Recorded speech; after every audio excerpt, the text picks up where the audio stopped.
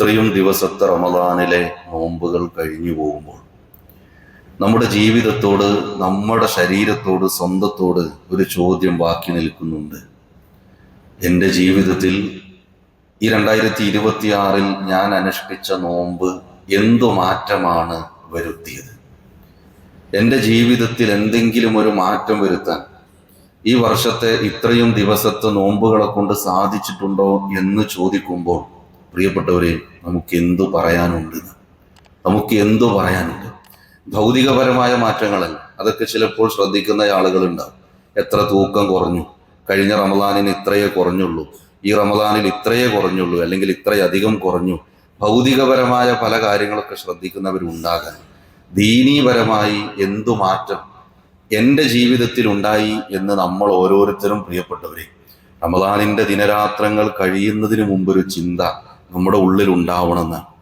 റസൂലുള്ളാഹി സ്വല്ലല്ലാഹു അലൈഹി വസല്ലം ഒരിക്കൽ മിമ്പറിൽ കയറുമ്പോൾ നാം സൂചിപ്പിച്ചതാണ്. എന്നിരുന്നാലും 3 തവണ ആമീൻ എന്ന് പറയുന്നൊരു സാഹചര്യം ഉണ്ടായി.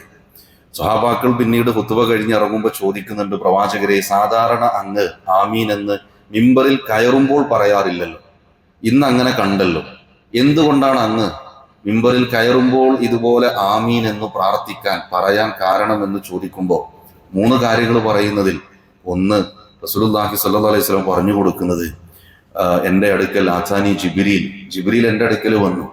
എന്നിട്ട് പറയാണ്, ഒരു മനുഷ്യന് അബ്ദിൻ ദഖല അലൈഹി റമളാൻ അവന് കിട്ടി, നമ്മെപ്പോലെ റമളാൻ അവന് കിട്ടി. എന്നിട്ടോ ഫലൻ യുഗ്ഫർ ലഹു, അവൻ്റെ പാപങ്ങളൊന്നും പൊറുക്കപ്പെട്ടില്ല. റമളാന് കിട്ടിയിട്ടും അവൻ്റെ പാപങ്ങൾ ഇനിയും ബാക്കിയാണ് എങ്കിൽ അവൻ നശിച്ചു പോകട്ടെ, അവൻ്റെ മുഖം മണ്ണിൽ പുരളട്ടെ എന്ന് ജിബ്രീൽ അലൈഹിസ്സലാത്തു വസ്സലാം പറഞ്ഞു. റസൂലുള്ളാഹി സ്വല്ലല്ലാഹു അലൈഹി വസല്ലം ഒന്നും മിണ്ടുന്നില്ല. ജിബ്രീൽ അലൈഹിസ്സലാത്തു വസ്സലാം പറയുന്നുണ്ട്, ഖുൽ ആമീൻ, പ്രവാചകരെ ആമീൻ പറയൂ. അങ്ങനെ റസൂലുള്ളാഹി സ്വല്ലല്ലാഹു അലൈഹി വസല്ലം ആമീൻ പറഞ്ഞതാണ്. ഇനി നമ്മുടെ ജീവിതത്തിലേക്ക് ചോദിച്ചു നോക്കുക. ഇത്രയും ദിവസത്തെ പകുതി മുക്കാലിലധികം ദിവസങ്ങൾ റമളാനിൽ നോമ്പനുഷ്ഠിച്ച് ഞാൻ എൻ്റെ ഈ ദുനിയാവിൽ എല്ലാ സൗകര്യത്തോടു കൂടി ഞാൻ നിലനിൽക്കുമ്പോൾ, ഒരു ഭീഷണിയും ഭയവും ഭീതിയും പേടിയുമില്ലാതെ അള്ളാഹുവിൻ്റെ ഭവനത്തിൽ വന്ന് ശീതീകരിച്ച അവൻ്റെ ഭവനത്തിൽ ഞാൻ ഇരിക്കുമ്പോൾ, എൻ്റെ ജീവിതത്തിൽ എൻ്റെ പാപങ്ങൾ ഇനിയും ബാക്കിയുണ്ടോന്ന്, റബ്ബിന് മുന്നിൽ ജീവിതത്തിൽ സംഭവിച്ചു പോയ പാപങ്ങളെ എടുത്തു പറയാൻ നമുക്ക് സമയം കിട്ടിയിട്ടുണ്ടോന്ന് നമ്മൾ ചോദിക്കേണ്ട വിഷയമാണ്. ഇക്കഴിഞ്ഞ റമദാനിൽ അത്രയും ദിവസം നോമ്പനുഷ്ഠിച്ചിട്ട് ജീവിതത്തിൽ സംഭവിച്ചു പോയ എന്തെങ്കിലും ഒരു പാപം റബ്ബെ പറ്റിപ്പോയി, അന്ന് ഞാൻ വിദേശത്തായിരുന്ന കാലത്ത്, അന്ന് നാട്ടിൽ നിന്ന് ഒരു ട്രിപ്പ് പോയപ്പോൾ, ഞാൻ ഒറ്റക്കായപ്പോൾ, മറ്റൊരു യാത്ര പോയപ്പോൾ, എൻ്റെ ജീവിതത്തിലെ സാഹചര്യം അങ്ങനെയായപ്പോൾ റബ്ബെ സംഭവിച്ചു പോയതാണ് എന്ന് റബ്ബിനോട് പറയാൻ, പ്രിയപ്പെട്ടവരെ, പറ്റിയിട്ടുണ്ടോന്നാണ്. ഇല്ല എങ്കിൽ വരും ദിവസങ്ങളിലെ ഏതാനും മണിക്കൂറുകൾ മാത്രമാണ് നമ്മുടെ മുന്നിലുള്ളത്. റസൂലുള്ളാഹി സ്വല്ലല്ലാഹു അലൈഹി വസല്ലം ഒരു കഥ പറഞ്ഞു തരുന്നുണ്ട്. ഒരു മനുഷ്യനെ കുറിച്ചുള്ള കഥയാണ്. സ്വഹീഹ് മുസ്ലിമിലെ 2766 ഹദീസായി ആ കഥ നമുക്ക് വായിക്കാൻ കഴിയും. ഒരു മനുഷ്യനെ കുറിച്ച് പറയാൻ. ആ മനുഷ്യന്റെ പ്രത്യേകത എന്തെന്നറിയോ? ആ മനുഷ്യൻ റജുലുൻ ഖതല 99 നഫ്സൻ, 99 ആളുകളെ കൊന്ന മനുഷ്യനാണ്. 99 മനുഷ്യരെ കൊന്ന മനുഷ്യനാണ്, കൊല്ലാക്കൊല ചെയ്ത മനുഷ്യനാണ്. ആ മനുഷ്യന് മാനസാന്തരം ഉണ്ടാകുന്നുണ്ട്. ആ മനുഷ്യൻ ഒരു പുരോഹിതന്റെ അടുത്ത് വന്നിട്ട് ചോദിക്കാണ്, എനിക്ക് തൗബയുണ്ടോ, എൻ്റെ പാപങ്ങൾ റബ്ബ് പുറത്തു തരുമോ? 99 ജീവനുകളെ ഞാൻ അപഹരിച്ചിട്ടുണ്ട്, എൻ്റെ പാപങ്ങൾ പുറത്തു തരുമോ എന്ന് ചോദിക്കുമ്പോ ആ പുരോഹിതൻ പറയുന്നത് ലാ എന്നാണ്, ഇല്ല, നിനക്ക് പാപമോചനം ഉണ്ടാകാൻ സാധ്യതയില്ല എന്നാണ്. റസൂലുള്ളാഹി സ്വല്ലല്ലാഹു അലൈഹി വസല്ലം പറഞ്ഞത്, ആ പുരോഹിതനെയും ആ മനുഷ്യൻ വധിച്ചു എന്നാണ്. അങ്ങനെ ആ മനുഷ്യൻ 100 തികച്ചു എന്നാണ്. 100 മനുഷ്യരെ കൊന്നൊരാൾ, അയാൾ വീണ്ടും അയാളുടെ ഹൃദയത്തിൽ വിഷമമുണ്ടായി, ആ ഒരു മടക്കമുണ്ടായി, ഒരു തേട്ടമുണ്ടാകുമ്പോൾ ഒരു ആലിമിനെ ചെന്ന് കാണുന്നുണ്ട്, ഒരു പണ്ഡിതന്റെ അടുത്ത് ചെല്ലുന്നുണ്ട്. പണ്ഡിതനോട് ചോദിക്കുന്നുണ്ട്, ഫഹല്ലി തൗബ, എനിക്ക് തൗബയുണ്ടോ? പണ്ഡിതൻ മറുപടി കൊടുത്തത്, നിനക്കും നിന്റെ തൗബക്കുമിടയിൽ ആര് മറയിടാനാണ്? ആർക്കാണ് നിന്റെ തൗബയെ തടുക്കാൻ കഴിയുക? പക്ഷെ നീ ഒരു കാര്യം ചെയ്യേണ്ടതുണ്ട്. നീ എന്ത് ചെയ്യണമെന്നോ? ഇൻതലിഖ് ഇലൽ അർളി കദാ വകദാ, ഒരു നാടിനെ ഇങ്ങനെ പറഞ്ഞു കൊടുത്തിട്ട് ആ നാട്ടിലേക്ക് നീ പോകണം, ഈ നാട്ടിൽ നീ നിൽക്കരുത്, ആ ആ നാട്ടിലേക്ക് പോകണം. അവിടെ ചില ആളുകളുണ്ട്, ഉനാസൻ യഅ്ബുദൂന അല്ലാഹുവിനെ ആരാധിക്കുന്ന ചില ആളുകളുണ്ട്. നീ അവിടെ ചെന്നിട്ട് ഫഅ്ബുദില്ലാഹ മഅഹും, നീ അവരുടെ കൂടെ നിന്ന് നീ അള്ളാഹുവിനോട് പ്രാർത്ഥിക്കുക. വലാ തർജിഅ ഇലാ അർദിക ഫഇന്നഹാ അർദു സൗഇൻ, നിന്റെ നാട്ടിലേക്ക് നീ മടങ്ങരുത്, നിന്റെ നാട്ടിൽ തിന്മയുണ്ട്. ആ മനുഷ്യൻ ഇങ്ങനെ യാത്ര തുടരാൻ. ഈ പണ്ഡിതന്റെ വാക്ക് കേട്ട് മനസ്സ് മുഴുവൻ പാപമോചനത്തിന്റെ തൗബയുടെ നിറഞ്ഞ മനസ്സുമായി 100 മനുഷ്യരെ കൊന്ന ഖേദവുമായി ആ മനുഷ്യൻ നടന്നകലുമ്പോൾ ആ മനുഷ്യനെ മരണം പിടികൂടുന്നുണ്ട്. ആ മനുഷ്യൻ മരണപ്പെട്ടു പോകുന്നുണ്ട്. ഹദീസിൽ കാണാൻ കഴിയുന്നത് അള്ളാഹുവിന്റെ മലായിക്കത്തുകൾ വരുന്നു, റഹ്മത്തിന്റെ മലക്കുകൾ വരുന്നുണ്ട്, അദാബിന്റെ ശിക്ഷയുടെ മലക്കുകൾ വരുന്നുണ്ട്. റഹ്മത്തിന്റെ മലക്കുകൾ പറഞ്ഞു, ഈ മനുഷ്യന്റെ ഹൃദയം തൗബയാൽ അധിഷ്ഠിതമായ ഹൃദയമാണ്, ഇവനെ കൊണ്ടുപോകേണ്ടത് ഞങ്ങളാണ്. അദാബിന്റെ മലക്കുകൾ പറഞ്ഞു, ഈ മനുഷ്യൻ ജീവിതത്തിൽ ഒരു നന്മയും ചെയ്തിട്ടില്ല, ഒരു നന്മ പോലും രേഖപ്പെടുത്തിയിട്ടില്ല, അതുകൊണ്ട് ഈ മനുഷ്യനെ അദാബിന്റെ മലായിക്കത്തുകളാണ് കൊണ്ടുപോകേണ്ടത് എന്നാണ്. പിന്നീട് എന്ത് സംഭവിച്ചു എന്നോ, ഈ മനുഷ്യൻ എത്ര ദൂരം സഞ്ചരിച്ചു എന്ന് അളന്നു നോക്കിനാണ്.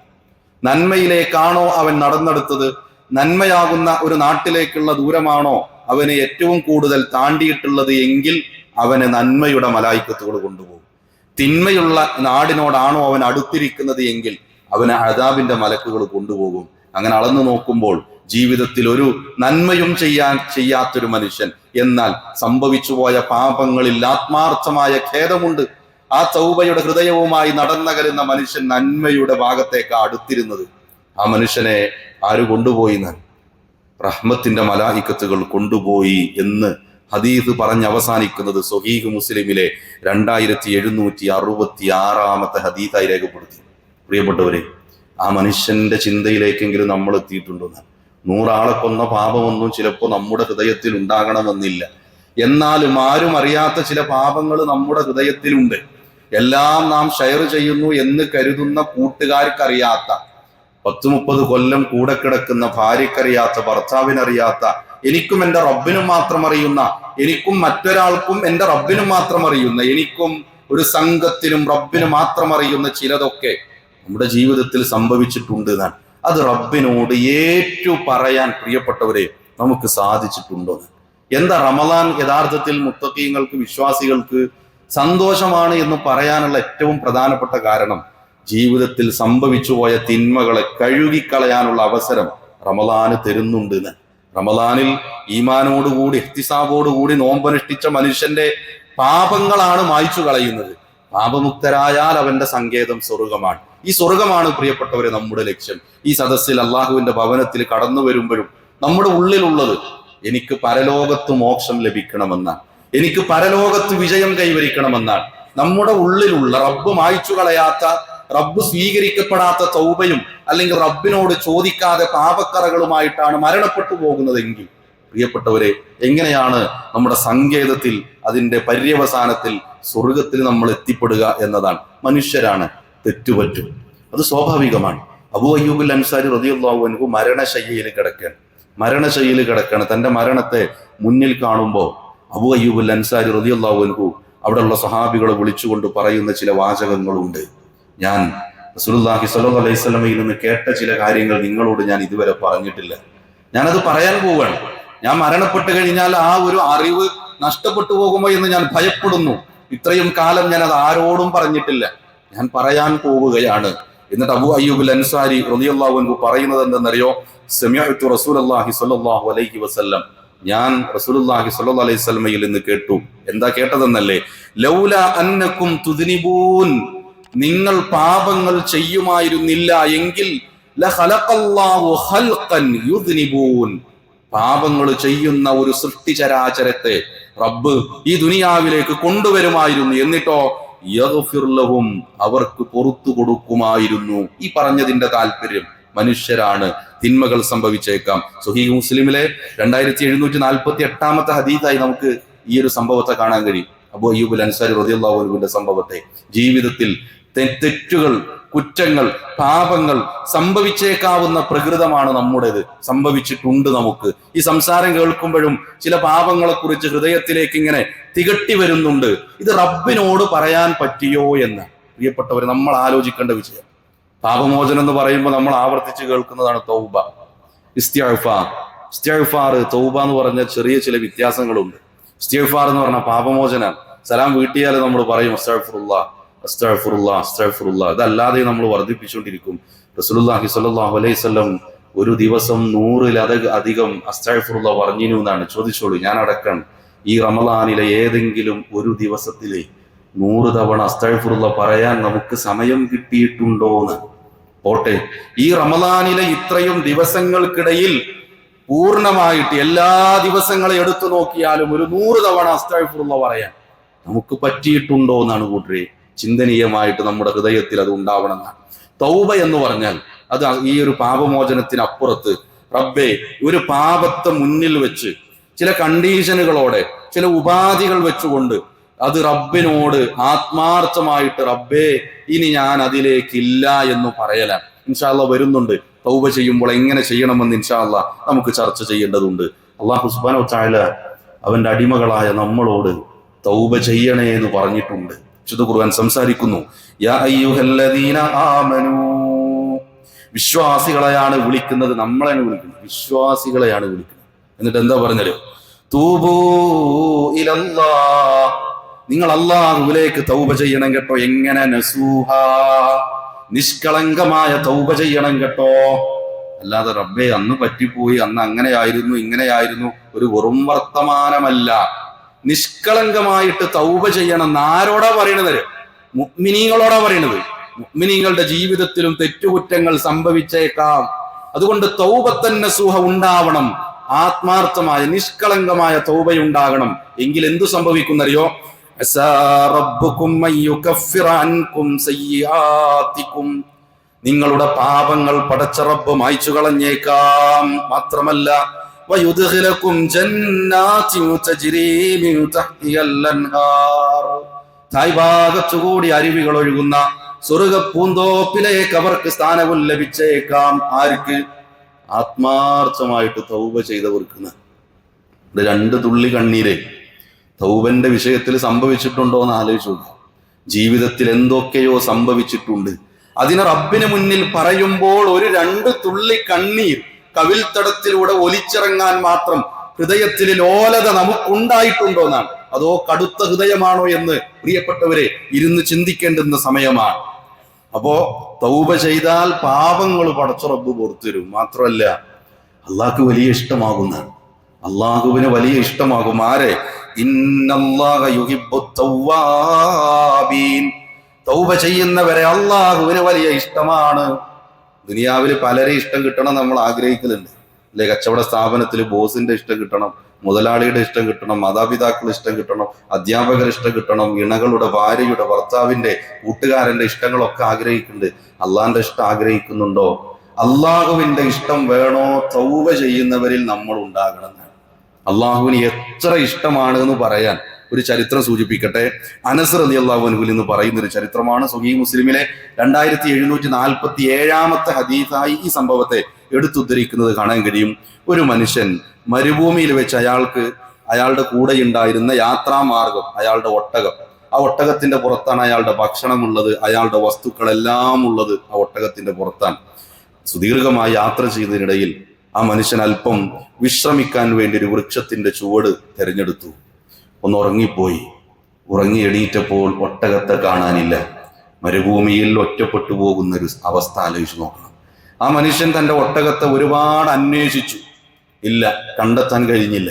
അവസാനം ക്ഷീണിതനായി ആ മനുഷ്യൻ ഒരു മരച്ചുവട്ടിൽ ഇങ്ങനെ ഉറങ്ങി ഇരിക്കുന്ന സമയത്ത് ഉണർന്നപ്പോൾ ആ ഒട്ടകത്തെ മുന്നിൽ കാണുന്നു. എത്ര സന്തോഷമുണ്ടാകുന്ന! ആ മനുഷ്യൻ അറിയാതെ പറഞ്ഞു പോയി എന്നാണ്, അല്ലാഹുമ്മ അൻത അബ്ദി വ അന റബ്ബുക്. എന്താ പറഞ്ഞത്? റബ്ബേ, നീ എന്റെ അടിമയാണ്, ഞാൻ നിന്റെ റബ്ബാണ്. അറിയാതെ മനുഷ്യൻ പറഞ്ഞു പോയി എന്നാണ്. എന്നിട്ട് റസൂലുള്ളാഹി സ്വല്ലല്ലാഹു അലൈഹി വസല്ലം പറഞ്ഞു, ആ മനുഷ്യൻ സന്തോഷം കൊണ്ട് എന്ത് ചെയ്തതാണ്? അങ്ങനെ അറിയാതെ പറഞ്ഞു പോയതാണ്. ആ മനുഷ്യനുണ്ടാകുന്ന സന്തോഷത്തെക്കാൾ വലിയ സന്തോഷം റബ്ബിനുണ്ടാകും. എപ്പോൾ എന്നറിയോ?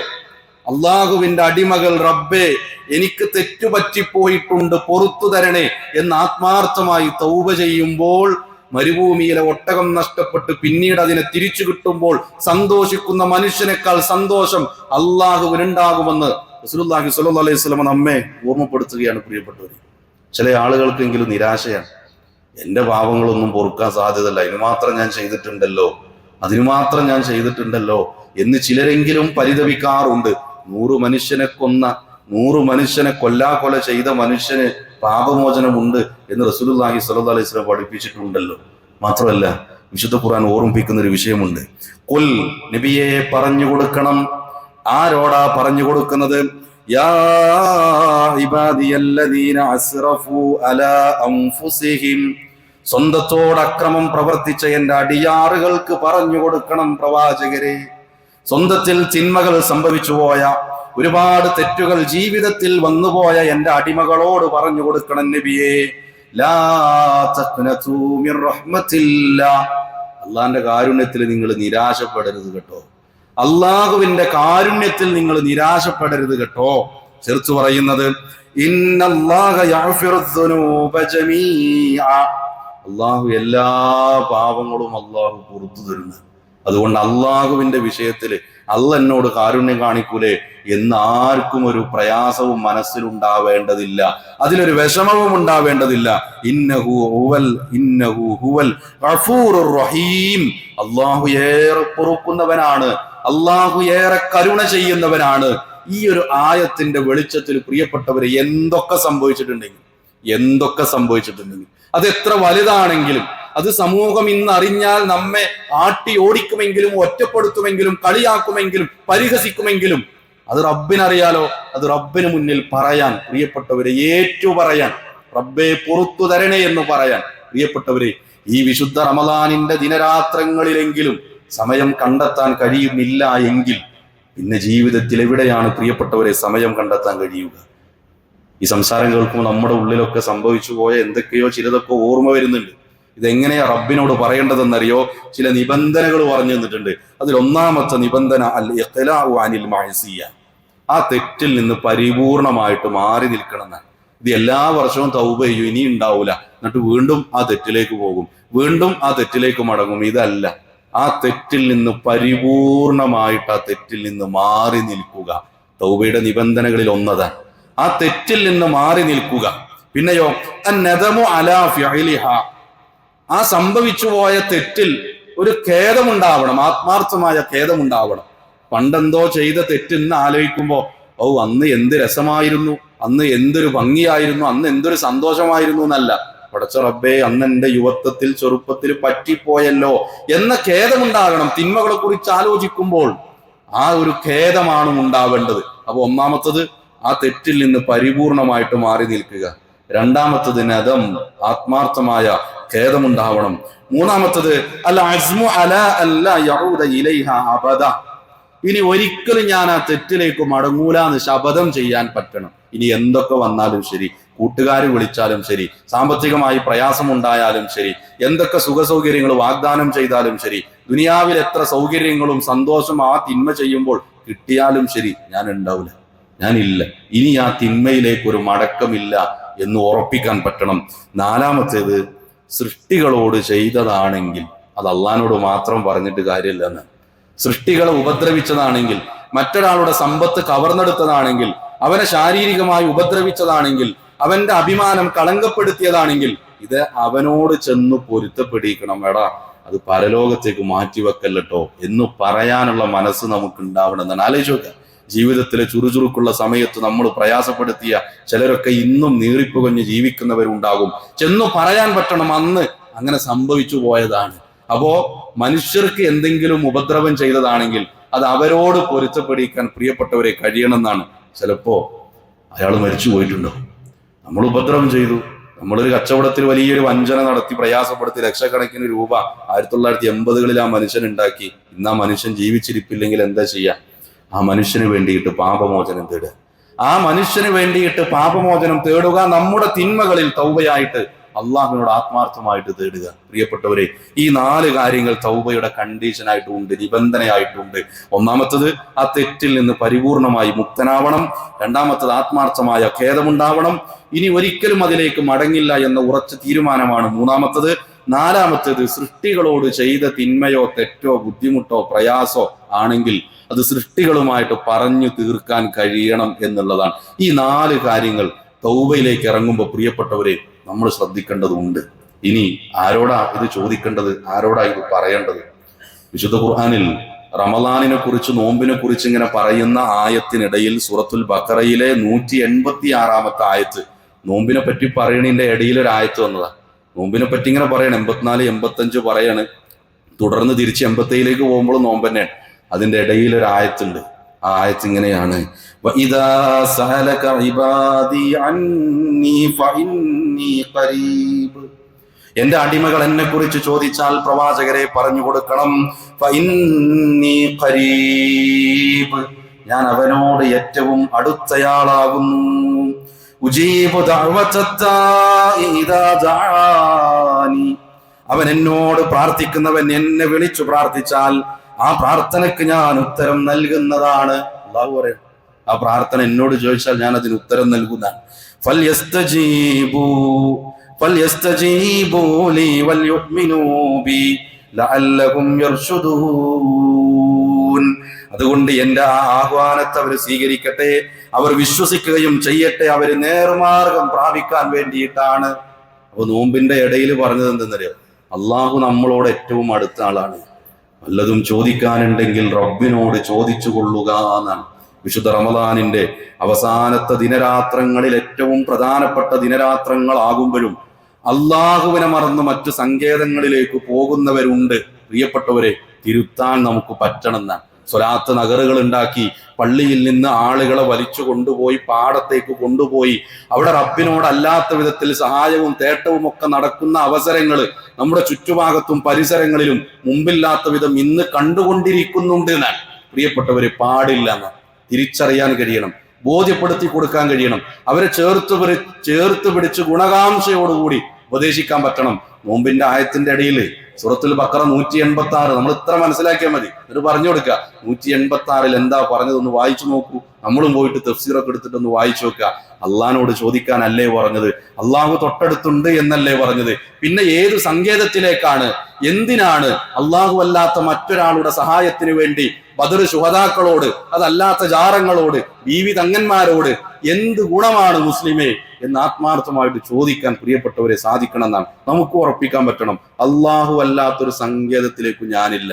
അത് എൻ്റെ ജീവിതത്തിൽ രോഗം കൊണ്ട് ഇനി ഒരു രക്ഷയില്ല എന്ന് പറഞ്ഞ സമയമാണെങ്കിലും, എൻ്റെ മക്കളെ കൊണ്ട് എന്തെങ്കിലും പ്രയാസമാണെങ്കിലും, സാമ്പത്തികമായിട്ടാണെങ്കിലും ശാരീരികമായിട്ടാണെങ്കിലും തളർന്നു പോകുന്നിടത്താണെങ്കിലും അള്ളാഹു അല്ലാത്തൊരു സങ്കേതത്തിലേക്ക് ഞാൻ മടങ്ങൂല എന്ന് തീരുമാനിക്കാൻ നമുക്ക് പറ്റണം. പ്രിയപ്പെട്ടവരെ, ജീവിതത്തിൽ സംഭവിച്ചു പോയ തിന്മകളെ മുൻനിർത്തി ഒരു 2 തുള്ളി കണ്ണീരോടുകൂടി ആത്മാർത്ഥമായിട്ട് ചോദിക്കാൻ ഈ റമളാനിന്റെ വരും ദിനരാത്രങ്ങളിൽ നമുക്ക് സാധിച്ചാൽ നമ്മെ കാത്തിരിക്കുന്നത് റയ്യാൻ എന്ന സ്വർഗ കവാടമാണ്. പാപമുക്തരായി എല്ലാ നിലക്കും സ്വർഗപ്രവേശനം സാധ്യമാകുന്ന മുത്തക്കികളുടെ കൂട്ടത്തിൽ പടച്ച റബ്ബ് നമ്മെ ഉൾപ്പെടുത്തി അനുഗ്രഹിക്കുമാറാവട്ടെ.